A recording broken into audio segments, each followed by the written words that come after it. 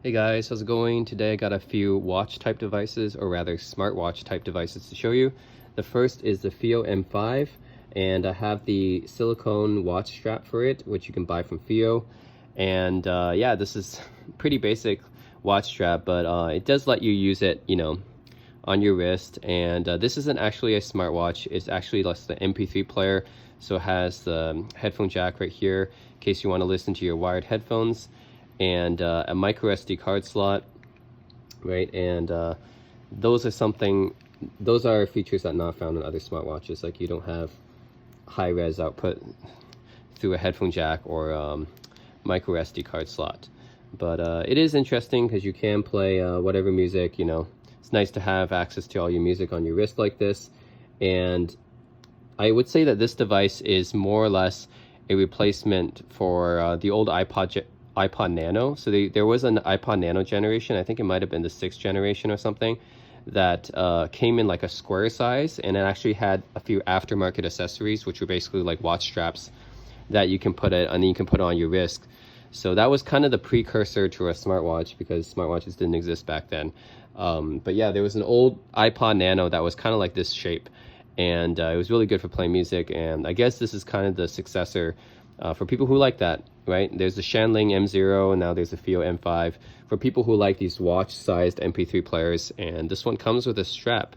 I don't know if there's one that comes with for the Shanling M0, but I do know that FiiO sells an official watch strap for this one, so you can kind of just convert it into a smartwatch, right? I want to use that in quotes. It's not technically not a smartwatch, although you definitely can use it as a watch. I mean, it has the watch faces. You can actually change this face for a few other ones, so that's kind of cool. So there's a FiiO M5, and then I have the Pebble Time Steel, and this is a old smartwatch from 2015, which is, yikes, 5 years ago now. It's 2020, I can't believe it.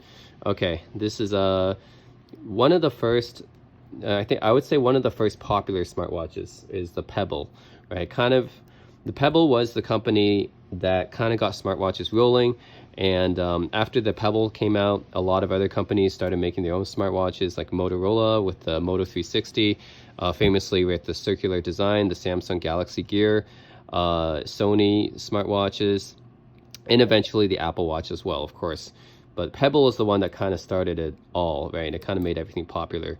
And it's too bad that Pebble is now out of business, but you can still kind of update your Pebble to the latest firmware via a site called Rebel. So there's kind of a Pebble fan-made site called Rebel that you just do a Google search for it, basically. Search for a Rebel, and on their website, they'll tell you a way to update your Pebble time, even though Pebbles are not supported anymore. The company's out of business, not officially supported anyways, but you can get unofficial support via the Rebel site. So that's how I updated my Pebble times here.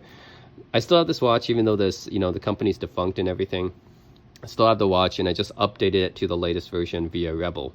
So yeah, I still like this cool design. It's very cartoony. I know the bezels are very, very large, and it's comically large, actually. The back, there's a magnetic charger, and of course I backed this via Kickstarter, so that's why it says Kickstarter backer on the back here. I originally got this via Kickstarter. Yeah, you have the 3 buttons on the side and 1 button here, and it's very actually simple how you do it. So this 1 button here is to go back from whatever screen you're from. This button, how the Pebble Time works is it works via this timeline kind of interface. So like to go backwards in time, so like this is to go back from whatever screen. To go backwards in time, you press the up button here, and that's kind of like an activity, like a notification kind of list on what you did, right? What happened, right? And then if you press down here, this is kind of the future, right? So you can see your events and stuff like that, like a calendar. It's actually kind of cool and intriguing how they made this interface, right? So backwards in the timeline is what already happened, so that would be your notifications and everything. Forward in time would be your events, your upcoming things in the future, and then this one is the OK button, essentially going to the menu and stuff like that. So that's really actually kind of cool. You can still kind of sync it with your devices. It did work with iOS and Android, I believe. So yep, that's all here. Music, yeah, I don't have any connected music player. Alarms, you can set that send text, watch faces. Yeah, so wow, even has TikTok on here. So you can choose.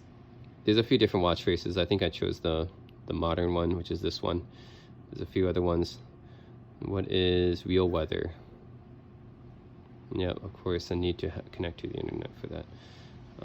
What's Y weather? Nope.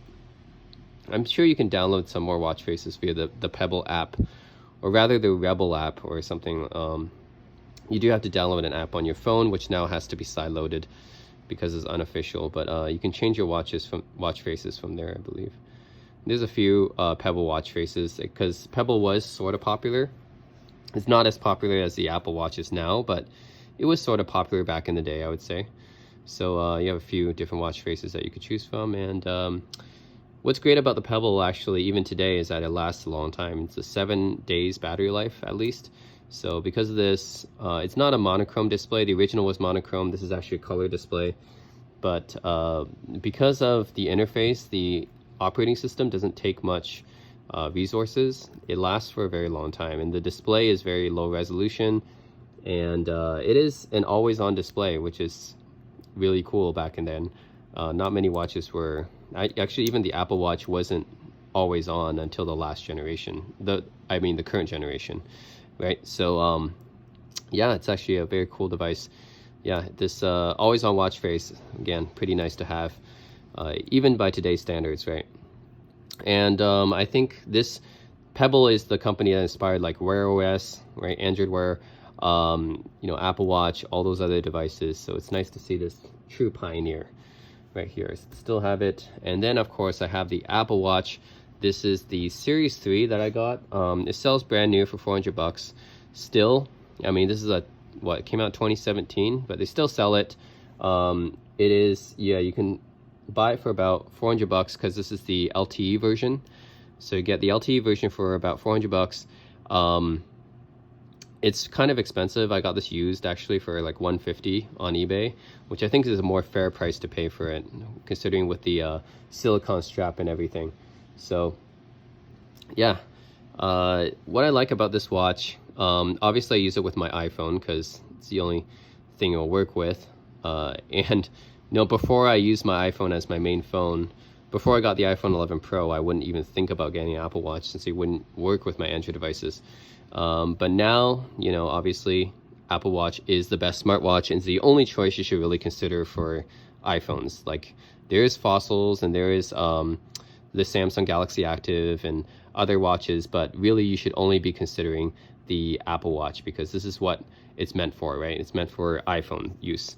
So yeah, you have again this magnetic charger on the back, LTE 42mm, and I have this watch face right now, which is the world timer, so you can actually use this crown, and there's only 2 buttons really, just the crown and this multitasking button right here. You can adjust the crown from this watch face. This is the astronomy watch face, I think, you know, to advance forward or backwards, which is kind of cool, and it does show you your location in real time.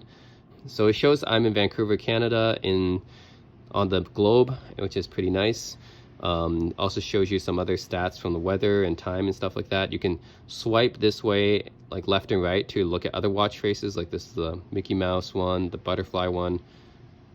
I don't know, I forget the official names for these, but these are all pretty cool watch faces. I do prefer the astronomy one though, so kind of stick to that one. This is a kind of a more analog-ish. Yep, okay, well, you can download more. There's a few other ones you can download. This is the multi one, I guess. Some timeline one, okay. Okay, this is an interesting animated one. But yeah, I'm just gonna stick to this watch face. I like the OLED display on here. What's different about the Series 3, and I would actually say for you guys, if you're getting an Apple Watch used, the Series 2 and the Series 3 are probably the best bets. I mean, the Series 3 doesn't actually show too much improvement over the Series 2. I would say the main improvement is the addition of LTE, which Series 2 didn't have. Runs on the dual-core S3 processor now. And Yeah, it's faster and it's got a faster CPU, but I would say like it doesn't introduce anything radically different, right? And if you don't care about LTE, I would say if you go for a Series 2, it would be actually good enough. So I really like this OLED display, and I like the fact that it pairs very well with my iPhone 11 Pro, which is also OLED. And it is water resistant, IP68, I believe, same as the iPhone 11 Pro. If you press in the crown like this, it'll go into the Watch OS operating system. And I'm running the latest Watch OS 6. Very, very fluid operating system. You can think of it as kind of a mini version of iOS that you can have easy access to all your apps through these small icons. Now, I don't really use most of them because honestly, I would prefer to use them on a bigger display on my iPhone. But I mean, they are there, right? Okay, you have your basic functions, okay. Everything's kind of here. Messages, you have that. Music, right? You can scroll through everything with the scroll wheel, or you can use your hands. Of course, it's also a touchscreen. You can use either the crown or your hands to scroll through it and control your camera remotely, look at stocks, there's maps. So let's see, Apple Maps, right? Okay, so you can do kind of like light versions of all your iOS apps on here. Voice recorder, reminders, memos, calculator right here. They even have a tip button now as of the latest watchOS version. And you can press this button on the side to kind of look at all your different open apps. It's kind of like the double pressing the home button on the old iPhones, or just swiping up on the new iPhones. And that's pretty much it. Okay, you can look at photos and videos, I assume, as well. Let's look at Messenger. Okay, so yeah, I can scroll my messages. Basically, yeah, just mini versions of all the apps that I have for iOS. Again, I wouldn't use most of these just because I prefer to use them on a bigger display. But it is nice to have like a quick snapshot, I guess. It is nice to have like a quick mini app to get these things done when, I guess, for whatever reason, you can't be bothered to pull out your phone to do it. You have access to all these through a mini version on your Apple Watch. So anyways, guys, yeah, that's the Apple Watch right here. I think this is the activity tracker. A lot of people use the Apple Watch for fitness instead of like Fitbit or whatever. But yeah, that's the Apple Watch Series 3, which I got for a discount. And I think you should get it for a discount because I don't know why you would buy it brand new on Apple's website. I think Apple's just trying to take more money from people at this point by selling a 2-year-old, actually 3-year-old device almost at this point. It came out in 2017. So yeah, anyways, just showing you guys some different watch-like devices, smartwatch-like devices. The Pebble Time Steel, the FiiO M5, which is actually bigger than all these. It looks kind of awkward.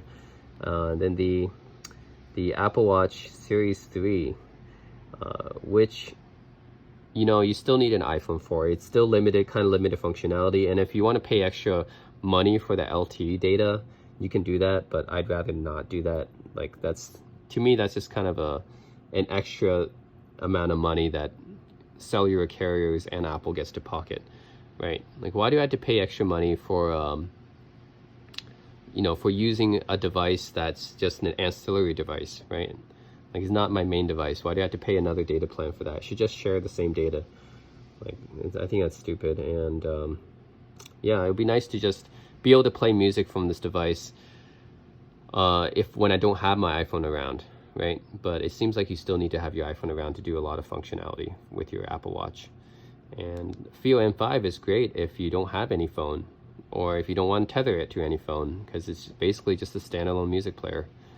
And Pebble Time Steel for the battery life, right? The Apple Watch, you still got to charge it like every 2 or 3 days. Pebble Time Steel, 1 week. It lasts for at least 1 week, so that's great.